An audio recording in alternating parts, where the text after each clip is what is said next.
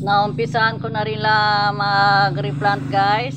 Kaya medyo binongga-bongga ko na. Todo-todo na to. Sabi nga ni Rofa may Quinto. Yan. Ako ay nag-replant naman ng Burley Max. Yung variegated na Burley Max. Yan.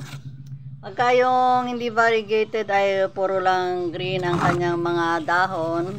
Pero pagka variegated ay may puti-puti or dilaw-dilaw na makikita kayo sa kanyang mga dahon. Yan, gaya nito oh.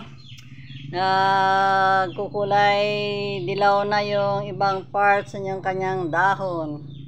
Ito naman ay half oh. Parang kalahating, parang medyo puti. Ganyan. At saka may green. Yan, ganyan nga ang ating mga variegated na Burley Max. Ito ay isa sa nakabudol sa akin nung panahon ng pandemic. Yan. Actually ay isa lang naman ito dati. Pero dahil nga ngayon ay ating inireplant, ay sila ay naging 6 na. Ayan, ganyan guys. Yung kanina ay ating Paraiso Verde ang aking nireplant dahil nabali nga ang sanga. Ngayon naman ay ang ating variegated na Burley Max. Ayan. Ayan, oh, tignan nyo yung kanyang mga dahon. Ang ganda-ganda. Hindi lang siya green, kundi may dilaw-dilaw and parang puti-puti. Kaya yun ang nagpapaganda sa kanya. Pa yung medyo kumati ang aking ilong. Pardon. Yeah.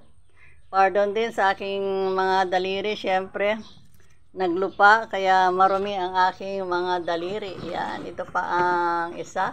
Yeah. Ay, medyo malaki ang kanyang paso. Meron pa siyang kasama. Ayan, hindi ko alam kung ano ang nandito. Kasi kinuha ko lang tong paso na nandito na tong halaman na ito. Kaya hindi ko masyado makilala kung ano siya. Pag laki-laki ay baka makilala ko na. Kaya yan oh. Oh, ito naman ay para siyang puti. Para siyang purong puti. Yan.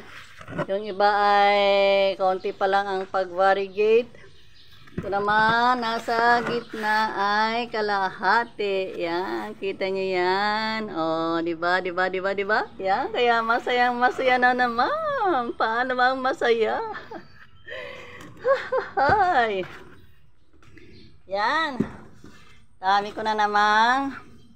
Yan, ganyan ang ating variegated na Burley Max. Paano guys? Dahil masaya na naman ang sales lola, is last plantita for today.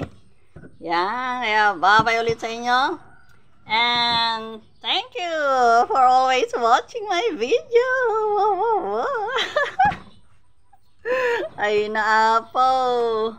Okay, bye!